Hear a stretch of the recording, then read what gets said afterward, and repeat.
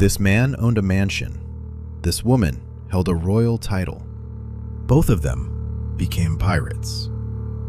Not out of desperation, by choice. Two pirates, two fortunes, two reasons that have nothing to do with money. One reason, in particular, is going to feel uncomfortably familiar. Barbados, 1688. A boy named Stede Bonnet is born into one of the island's most established English families. By the age of 6, both parents are dead. He has inherited the entire estate. He grows up educated, titled, respected. He owns land. He has social status. He marries a respectable woman. He has children. He is, by every measure available to a man of his era, a success. He was also, by all reports, deeply, desperately, suffocatingly bored. In 1717, at age 29, Stede Bonnet did something no one in history had apparently thought to do before him. He bought his own pirate ship, out of pocket, a 10-gun sloop, and named it the Revenge. Then he paid a full crew a salary, also out of his own money. This was unheard of. Pirates didn't have salaried employees. Stede Bonnet invented corporate piracy. He has never sailed a ship in his life, not once. He had to ask his crew how to sail it. Historians believe the best explanation for Stede Bonnet to walk away from everything he had was to escape an unhappy marriage. He didn't fake his death. He didn't ask for a divorce. He became a pirate. Blackbeard, the most feared pirate on the ocean, reportedly felt sorry for him and briefly took over his ship just to keep him from accidentally killing everyone.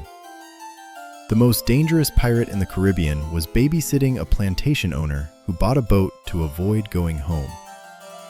Stede Bonnet was captured and hanged in 1718.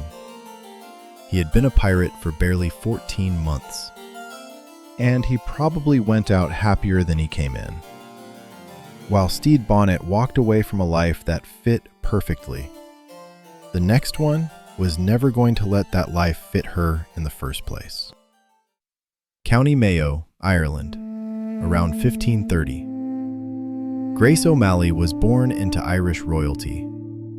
The O'Malley clan are lords of the Western Sea. They trace their blood to the High Kings of Ireland. Grace's father commands the largest private fleet on the island. This is not a family that lacks for anything. They didn't just have wealth, they were ancient aristocracy. And Grace, from the very beginning, wanted nothing to do with what was expected of her. The story goes that Grace, as a child, begged her father to take her to sea. He refused. Her long hair, he said, would catch in the rigging. She cut it all off and turned up at the dock anyway. She grew up to command a fleet of 20 ships and hundreds of fighting men. She raided English merchant vessels up and down the Irish coast, extracted tribute from foreign sailors passing through her waters, and defied the English crown for decades.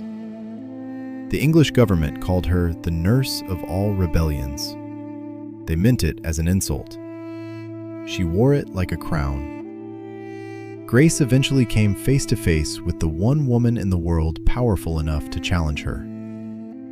What happened in that room is one of history's strangest diplomatic meetings. 1593. At age 63, when most nobles of the era were lucky to be alive, let alone fighting, Grace sailed to London and negotiated directly with Queen Elizabeth I, two of the most powerful women of the 16th century, in the same room. Grace refused to speak English as a point of political pride. The entire negotiation was conducted in Latin. She arrived asking for the release of her imprisoned sons and the restoration of her lands. She left with everything she came for.